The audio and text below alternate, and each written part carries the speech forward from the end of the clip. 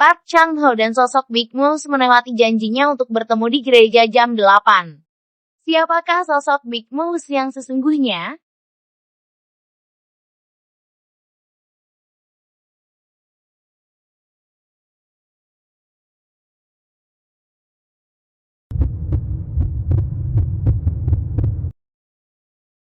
Jangan lupa subscribe agar tidak ketinggalan update terbarunya.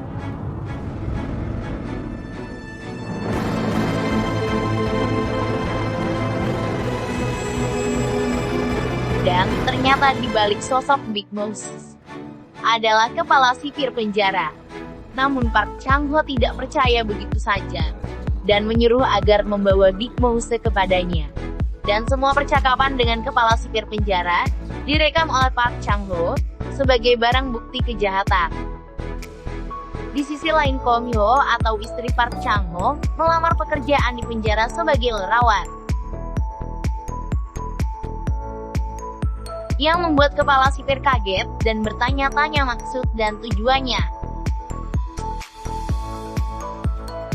Dan ternyata tidak hanya istri Park Chang-ho yang melamar, namun ada perawat dari rumah sakit yang juga melamar ke penjara, yang membuatnya kaget dan bertanya-tanya. Di sisi lain, di dalam penjara, sang psikopat memberontak dan menyerang polisi,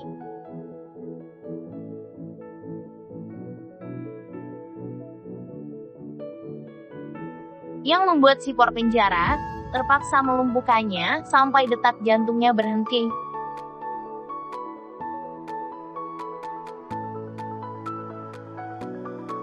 Dan dengan cepat, perawat pun sigap dan langsung memberikan pertolongan pertama.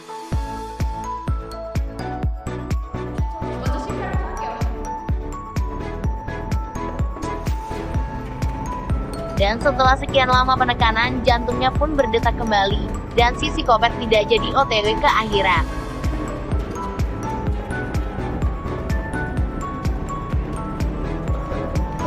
Di sisi lain, Park Chang-ho, jaksa, dan juga wali kota Choi bertemu untuk memberikan informasi terbaru. Dan Park Chang-ho meminta agar wali kota Choi menghapus tuntutan narkoba pada dirinya, yang membuat kehidupan Park Chang-ho hancur.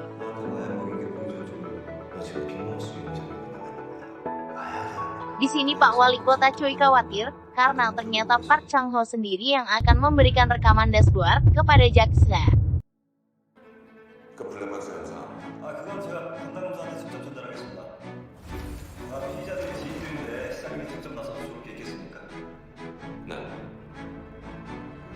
Park Chang-ho memberikan rekaman dirinya dengan kepala sipir penjara, yang mengatakan bahwa kepala sipirlah yang memberikan obat dan membunuh para tahanan.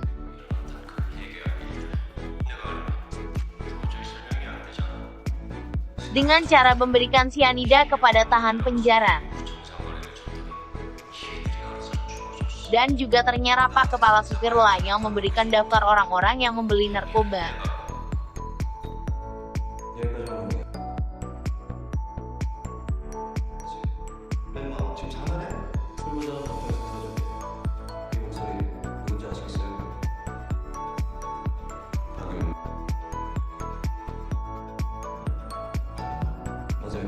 Jaksa pun mengira bahwa kepala sipirlah Big Moose. Namun dibantah oleh Park Chang-ho, karena dia adalah salah satu kaki tangan istri Big Moose, dan Big Moose sendiri adalah orang lain. Dan Park Chang-ho meminta agar kepala sipir ditangkap atas dasar korupsi dan pemerasan kepada para tahanan penjara.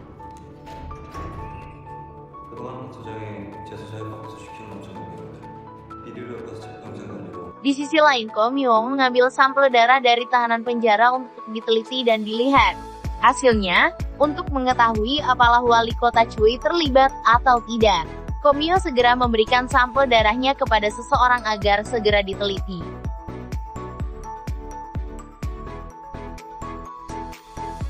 Pak Chang-ho marah kepada kepala sipir karena mengizinkan Ko Mi-ho menjadi lerawat di penjara. Pak Chang-ho bertemu dengan Ko Mi-ho dan memperingatinya, akan ada bahaya besar jika kau berada di penjara. 넌 빅마우스 정체가 궁금해? 우리 소재도 여기 진짜 그거 엄청난 일 벌어져. 너 진짜 위험해질 수도 있다니까? 그러니까 내가 해주겠네. Lalu tiba-tiba polisi dan jaksa pun datang untuk menangkap kepala sipir penjara atas dasar pemerasan dan mengancam para tahanan penjara.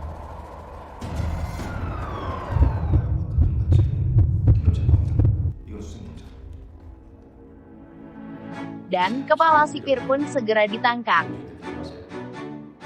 임 대표님이랑 계신 무슨 상관인데? Di sisi lain Gong Ki-won pun tertawa puas karena ternyata tertangkapnya kepala sipir merupakan ide jeniusnya.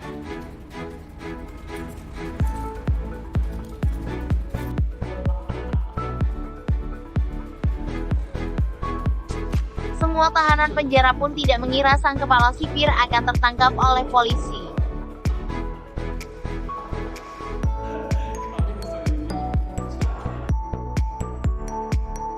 Dan semua barang bukti di ruangan kepala sipir pun ikut disita kepolisian.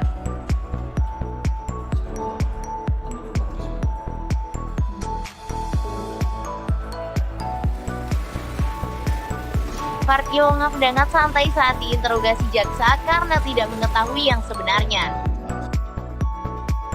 Dengan tenang menerima semua proses hukumnya.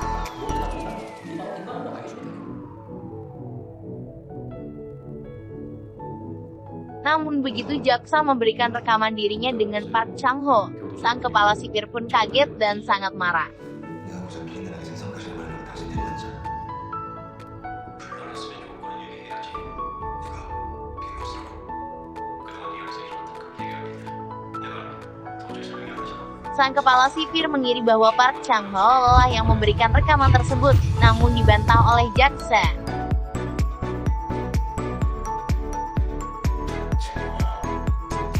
Lanjut ke part 2 ya teman-teman.